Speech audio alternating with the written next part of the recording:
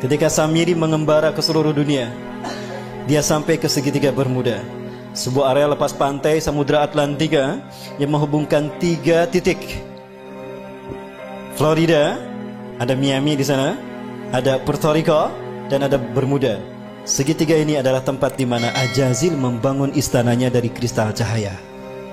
Itulah kenapa siapapun yang lewat kena hilang. Sebetulnya tidak hilang, ada, cuma tertutup dengan kristal cahaya. Begitulah cara David Copperfield menghilangkan patung Liberty. Begitu pula cara David Blank menghilang. Dia tidak menghilang, tapi dia bersinergi, bersenyawa dengan jin, sehingga kristal cahaya menutup pandangan kita, sehingga dia tidak terlihat, nyaris tidak terlihat. Dan itu pula yang terjadi ketika Nabi Muhammad SAW menghilang di Madinah 8 jam, tiba-tiba muncul lagi di tengah-tengah sahabat, karena bersentuhan memasuki alam jin. Ketika kita masuk ke dimensi jin berada, maka kita tidak akan terlihat saat itu. Dan di sana berdiri singgasana iblis yang terbuat dari kristal cahaya. Mereka bergerak menguasai dunia dalam 3 ranah: simbol, ritual, dan arsitektur. 3 ranah ini mereka sentuh. Kata kunci kita, api dan matahari. Ya, tadi dikatakan, karena engkau telah menghukum aku tersesat, aku akan sesatkan manusia dari jalanmu yang lurus, dari siratal mustaqim. Artinya akan ada sosok lain yang disembah selain engkau. Itu adalah dewa matahari, dan dia berhasil. Di zaman Nabi Ibrahim, dia menjadikan Raja Namrud sebagai dewa matahari. Betul? Lihat Nabi Ibrahim. Oh, ini bintang Tuhanku. Begitu menghilang, oh bukan. Oh, ini bulan besar. Ini Tuhanku, oh bulan, bukan. Berarti bulan bukan Tuhan. Oh, ini matahari lebih besar, tapi matahari pun tenggelam. Oh, berarti bukan Tuhan. Itu apa maksudnya? Nabi Ibrahim untuk menunjukkan kalau bulan, bintang, dan matahari bukan Tuhan. Itu hanya benda langit, tanda kekuasaan Allah. Allah lah Tuhan kita. Artinya konsep penyembahan kepada Tuhan sebagai dewa matahari sudah ada sejak zaman Nabi Ibrahim. Berhasil Ajazil. Persia, Iran, ya, kaum Zoroaster menyembah dewa matahari. Raja yang mereka sembah adalah dewa matahari, Ahura Mazda. Penyebar pemuka agama Zoroaster disebut Magi. Cara mereka mendakwahkan Zoroaster, Magi ini dengan cara sihir, magic. Ke dalam bahasa Arab menggunakan sin, jadi majusi. Maka ketika mereka merayakan hari besar mereka, mereka selalu menyalakan mercon. Maka ketika umat Islam merayakan pergantian tahun baru Masehi, saat itu mereka disesatkan 3 agama. Ingat, tahun Masehi dibuat oleh seorang biarawan Katolik, Dionysius Exiguus. Dia adalah biarawan Katolik yang ditugaskan oleh Vatikan untuk membuat penanggalan Masehi yang titik tolaknya Natal. Maka dibuatkanlah penanggalan tahun Masehi yang diberi nama kemudian Anno Domini. Tahu apa arti Anno Domini? Tahun Anno Domini artinya tahun Tuhan kita. Kita Romawi. Siapa Tuhan Romawi? Yesus Kristus. Berarti tahun Anno Domini adalah tahun Yesus Kristus. Lalu dirayakan pergantian tahunnya oleh umat Islam. Apakah umat Islam tidak murtad? Satu, ketika umat Islam euforia merayakan pergantian tahun Masehi, saat itu mereka itiba kepada kaum Nasrani. Lalu mereka merayakan dengan meniup trompet. Lihat Yahudi. Mereka merayakan hari besar mereka dengan meniup trompet. Betul? Saat itu pun Yahudi diikuti oleh kaum muslimin. Dan kemudian mereka merayakan Merson. Maka di saat itulah mereka lengkap sekali, disesatkan 3 agama. Yahudi tiup trompet, Nasrani menyambut tahun baru, Majusi merayakan menyalakan Merson. Ada yang ikutan syahadat lagi. Nah, baik, saya perjelas. Yunani, negara penyembah dewa matahari. Dan dewa matahari mereka namakan Helios. Bahkan mereka membuat Heliopolis, kota dewa matahari. Yunani, ketika mereka merayakan hari besar mereka menyembah dewa Helios, mereka melakukannya dengan pawai obor keliling negeri. Pawai obor keliling negeri. Dan puncaknya di Bukit Olympus, di sebuah lampangan besar, mereka menyalakan obor raksasa. Dinyalakanlah obor besar tadi. Obor besar, selama obor besar itu menyala di Bukit Olympus, kaum paganis Yunani mereka merayakan penyembahan dewa Helios dengan melakukan berbagai macam atraksi. Ritual ini sampai hari ini dipertahankan, dan itu bernama Olimpiade. Sekali lagi, Zionis Yahudi menyesatkan kita dalam 3 ranah: simbol, ritual, dan arsitektur. Sudah terwujud? Tingkat dunia Olimpiade. Tingkat benua, ASEAN Games. Tingkat nasional, PON. Tingkat daerah, Porda. Ibapilah rahmatullah. Dewa di Itali, Roma, Dewa Mitra. Lihat, ini Dewa Mitra, sama dengan Liberty. Ada matahari di kepalanya. Patung Liberty pegang apa? Obor kan. Berubah tidak? Tidak. Inilah yang dikatakan iblis. Fabima akhwatani ila aqudanna lahum siratal mustaqim. Karena engkau telah menghukum aku tersesat, aku akan halangi mereka dari tauhid. Artinya, akan ada sosok lain yang disembah selain engkau. Siapa? Dewa matahari. Siapa dewa matahari? Matahari adalah unsurnya api kan? Dan siapa yang Allah ciptakan dari api? Jadi siapa dewa matahari itu? Ajajil. Tapi dia tidak terlihat. Maka dia butuh sosok manusia yang menjadi kembaran dia seutuhnya. Miri, jadilah dia Dwi Tunggal.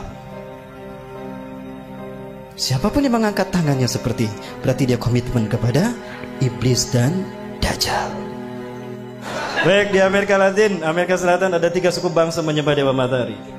Suku Aztec di Meksiko menyembah Viracocha. Suku Inca menyembah dewa Inti di Brazil. Suku Maya menyembah dewa Kukulcan di Amerika Latin. Ya. Dan di Mesir ada Horus, dewa matahari. Dan Horus selalu digambarkan dengan kepala burung. Kenapa? Ketika Tuhan turun ke bumi selalu menggunakan burung. Dan burung adalah simbol singgasana tinggi. Maka siapapun yang menjadikan burung sebagai simbolnya, maka dia merdeka, akan merdeka abadi. Maka jadilah burung simbol kemerdekaan setiap.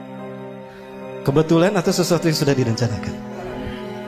Apakah ini hanya begitu saja kebetulan? Bukankah iblis sudah berkata, aku akan sesatkan mereka dari jalanmu yang lurus, dari tauhid. Segitiga satu mata. Ingat? Segitiga digunakan iblis karena dia melihat ke bawah. Dia berada di langit ingin berkuasa di dunia. Ajazil menghadap ke bawah. Samiri pun sama. Dia ingin berkuasa sebagaimana Tuhan di langit. Maka segitiganya menghadap ke atas. Keduanya bertemu di segitiga Bermuda. Pertemuan mereka simbolnya seperti apa? Ini simbol mereka. Betul? Dari sinilah filosofi pertemuan iblis dan Dajjal, yang kalau disimbolkan dengan tangan seperti ini. Dan ini angka 11. Dan kembar. Itulah WTC 911. Menggeser nama keberadaan Tuhan. Kecelakaan, kecelakaan. Call 911, call 911. Tuhannya hilang. Musibah, musibah. Call 911. 911 yang disebut Tuhannya hilang. Keberadaan Tuhan digeser. Yang pertama disebut manusia ketika akan terjadi musibah kecelakaan. 911. 9 tambah 11 berapa? 11. 9 tambah 1 10. 10 tambah 1 11. Itu simbol pertemuan iblis dan Dajjal yang mengaku maha tinggi. Dan itulah WTC. Dan WTC dihancurkan di titik balik pertama di milenium ketiga.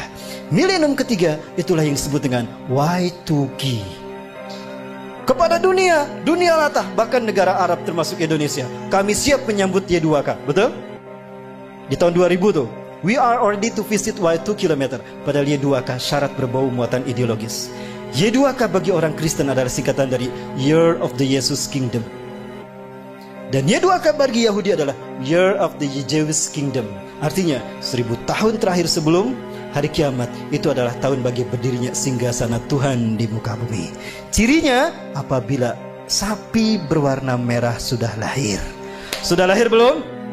Berarti Tuhan yang mereka tunggu-tunggu akan tiba. Allahu Akbar. Sebentar lagi Dajjal sudah muncul. Ibabillah rahmatullah. Disinilah iblis dan Dajjal bertemu.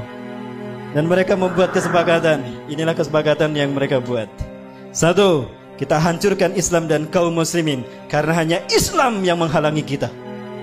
Maka apapun caranya, Islam dan umat Islam harus dimusnahkan. Yang kedua, kita berjuang kepada manusia untuk menunjukkan kalau Tuhan telah salah pilih. Tuhan telah berbuat salah. Begitu kan? Ini filosofi siapa kalau bukan filosofi Ajazil? Ya, maka dendamnya kepada umat Islam. Sekarang mereka bersatu dendam sama umat Islam. Ketika Samiri mengembara ke seluruh dunia, dia sampai ke segitiga Bermuda, sebuah area lepas pantai Samudra Atlantika yang menghubungkan 3 titik. Florida, ada Miami di sana, ada Puerto Rico, dan ada Bermuda. Segitiga ini adalah tempat di mana Ajazil membangun istananya dari kristal cahaya. Itulah kenapa Siapapun yang lewat kena hilang. Sebetulnya tidak hilang, ada, cuma tertutup dengan kristal cahaya. Begitulah cara David Copperfield menghilangkan patung Liberty. Begitu pula cara David Blank menghilang. Dia tidak menghilang, tapi dia bersinergi, bersenyawa dengan jin, sehingga kristal cahaya menutup pandangan kita, sehingga dia tidak terlihat, nyaris tidak terlihat. Dan itu pula yang terjadi ketika Nabi Muhammad SAW menghilang di Madinah 8 jam, tiba-tiba muncul lagi di tengah-tengah sahabat, karena bersentuhan memasuki alam jin. Ketika kita masuk ke dimensi jin berada, maka kita tidak akan terlihat saat itu. Dan di sana berdiri singgasana iblis yang terbuat dari kristal cahaya. Nah, di pertemuan itu Ajajil sangat gembira ketika Samiri datang. Come here Sam, come here Sam. Samiri, Ajajil selalu memanggil seseorang dengan satu suku kata pertama. Come here Sam, come here Sam. Kemari Sam, kemari Sam. Apa kata Ajazil? Di hadapan pengikutnya Ajazil berkata, hari ini adalah hari yang aku tunggu-tunggu sejak Allah menurunkan aku dari surga ke dunia, di mana aku dipertemukan dengan saudara kembarku. Panggillah dia oleh kalian sebagai Paman Sam. Nyambung tidak? Nyambung dengan Amerika. Inilah jawaban kenapa Amerika menjadi negara superpower. Kenapa dia intervensi urusan negara orang lain. Dan kenapa dunia seolah takut tidak mau menghukum Amerika dan Israel? Karena Amerika adalah negara bentukan Dajjal. Saya yakin demi Allah.